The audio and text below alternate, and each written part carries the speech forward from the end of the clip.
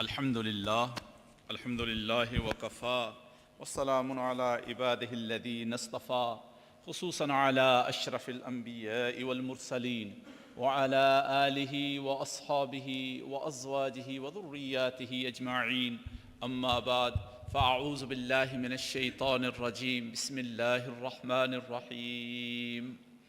يا أيها الذين آمنوا إذا نودي للصلاة من يوم الجمعة فاسعوا إلى ذكر الله وذروا البيع ذلكم خير لكم إن كنتم تعلمون.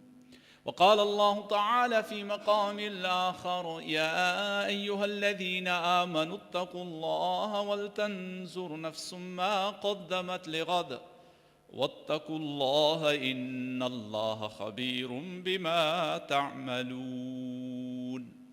بارك الله لنا ولكم في القرآن العظيم ونفعنا وإياكم بالآيات والذكر الحكيم إنه تعالى جواد كريم ملك بر رؤوف رحيم. My respected elders, brothers and sisters, and listeners of Radio Dawn, Assalamu alaikum wa rahmatullahi wa barakatuh. Allah subhanahu wa ta'ala is beautiful, the hadith tells us, and He loves beauty.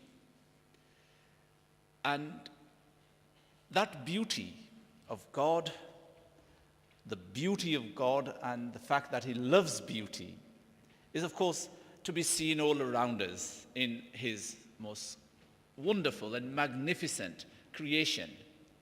From the galaxies, the sun and the moon, and on this earth, the waterfalls, the snow-capped mountains, and the most beautiful birds. Take the peacock, for example. What a magnificent bird. All around us, we see beauty. God is beautiful. He loves beauty. And that is why Islamic rituals and Islamic way of life is also very beautiful. Mukhtar Holland is perhaps one of the most erudite and scholarly convert to Islam, who was a diplomat and has translated even Fathur Rabbani, which is the sermons of Sayyidina Shaykh Abdul Qadir Jilani radiyallahu an. That is the level of his scholarship and knowledge of the Arabic language. And he tells us about what attracted him and how he became a Muslim. He talks about the fact that he used to work amongst the Muslims and he saw them doing wudu, for example. And he began to naturally, he says, I became attracted to that. And even before becoming Muslim, I would do the wudu because it was so natural. And then he says, when I saw the Muslims praying, I felt a natural urge to stand, to bow, and to prostrate before my Lord and show my submission to Allah subhanahu wa ta'ala. He says, something naturally attracted me to do this. It was so natural. Abdul Rahman is another Muslim convert, an American, and he tells about his own story of embracing Islam. He says, I was visiting the Blue Mosque in Istanbul, this most magnificent and beautiful mosque built by Sultan Mahmud in the 16th century. And he says, I saw this row of worshippers. And what I saw, I was attracted. And next, I found myself doing what they were doing. That is the beauty of Islamic rituals, Islamic way of life, really. It is the divine. It is from Allah subhanahu wa ta'ala. It's beautiful. It has a special kind of attraction in it, natural attraction in it. And the Friday prayer and the Friday itself, the day itself, also has a very important significance. We human beings have rhythms in our bodies. There's a very famous biological rhythm known as the circadian rhythm. This is the 24-hour rhythm in how our bodies actually work. This is not a myth, my dear brothers. This isn't some kind of a fable, I'm telling you. This is a biological, scientific, even in A-level and first degrees in biology, students will know about circadian rhythms in the way our blood pressure, for example, varies in the mornings and in the evenings, how our secretion of certain hormones varies according to this rhythm. The heartbeat varies, the motion of the bowels varies. All these are different, rhythms, but they have a 24-hour cycle.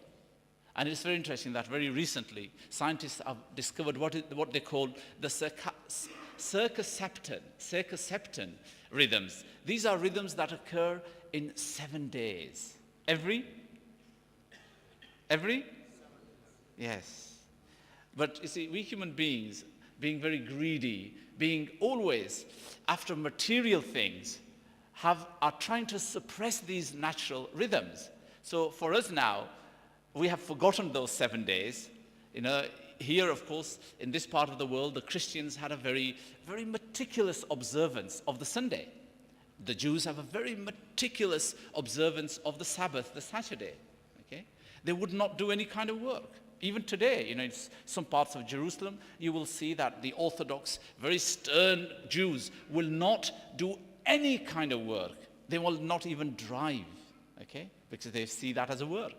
They are so meticulous about observing this day. The Christians, I'd say, perhaps about 2 decades ago, even here, Sunday was a rest day. But this increasing materialism, this increasing capitalism, and this increasing greed within us, sadly, has driven out some of those natural and historic holidays. And actually, holiday comes from the holy day.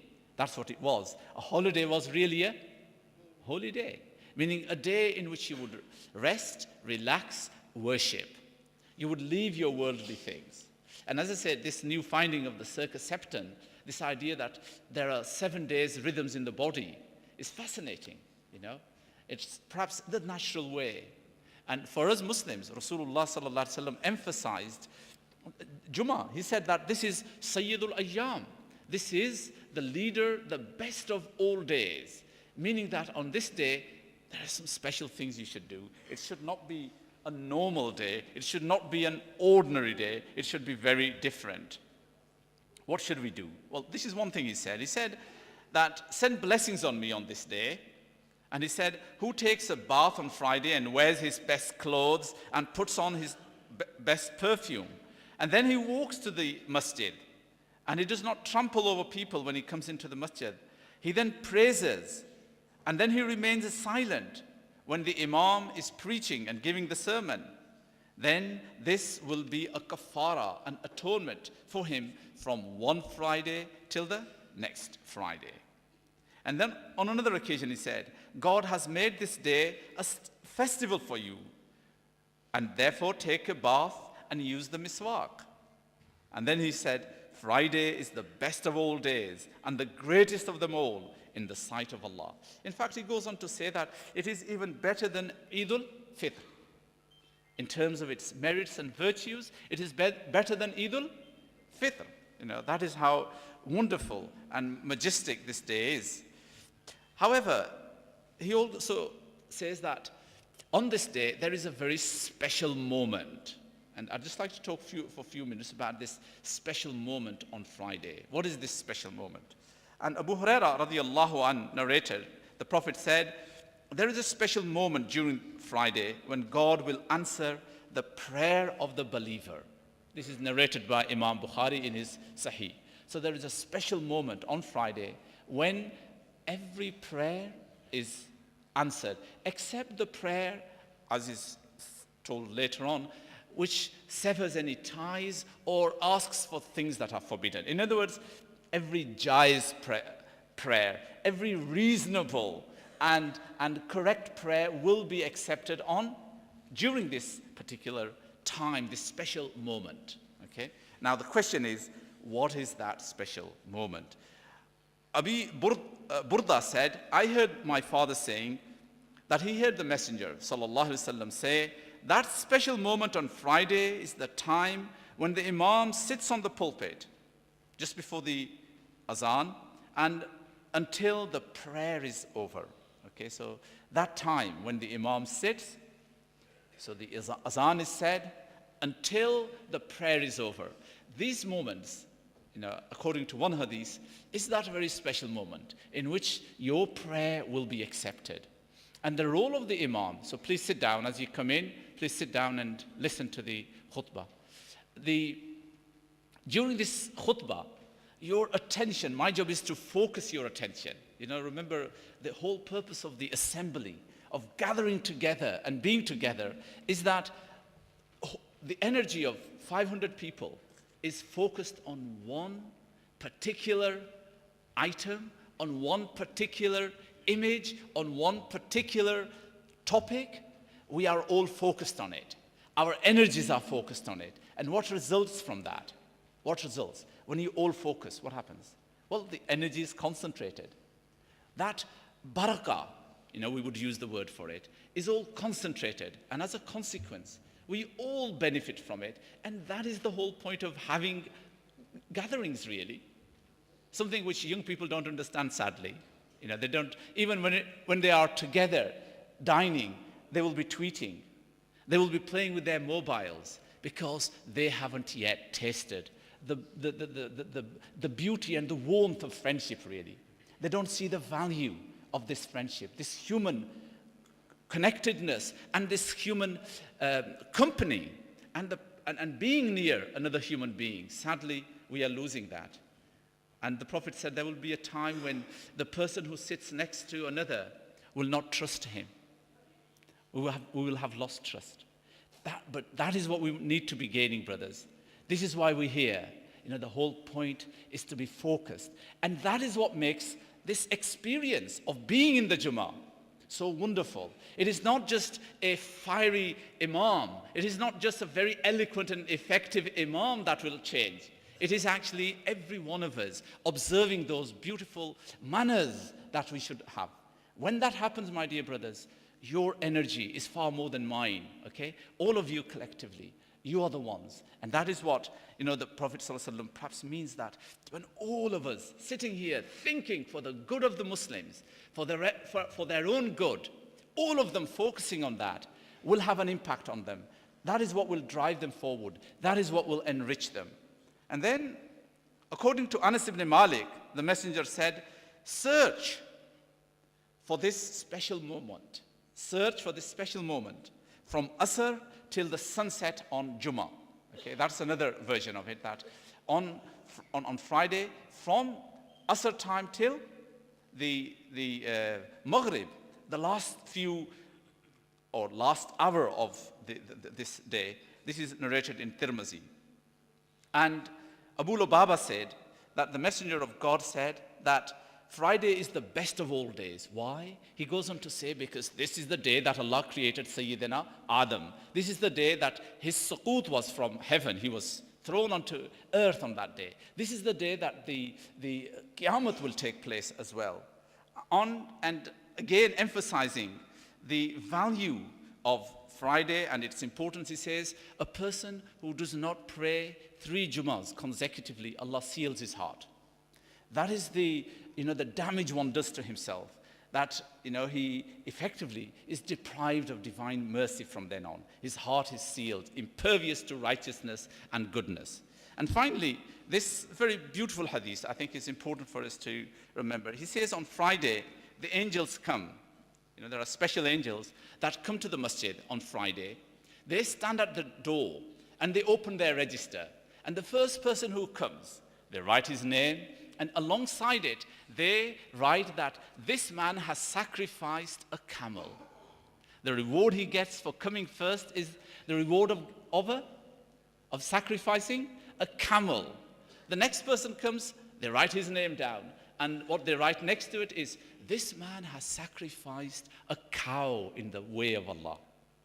And the next one comes, third one, and they write that this man gets the reward of a lamb. And fourth one, when he comes, he's given the reward of sacrificing a chicken in the way of Allah. And the fifth one is he gets the reward of an egg. And then the Prophet ﷺ says, they fold their registers, and when the Imam sits on his pulpit, they fold their register and they go and listen to the Imam as well. And then everybody gets equal reward thereafter. So I hope, some of us will compete with this and try to get the reward of a camel. What a wonderful, that is a very thousands of pounds worth reward that you would get by coming early.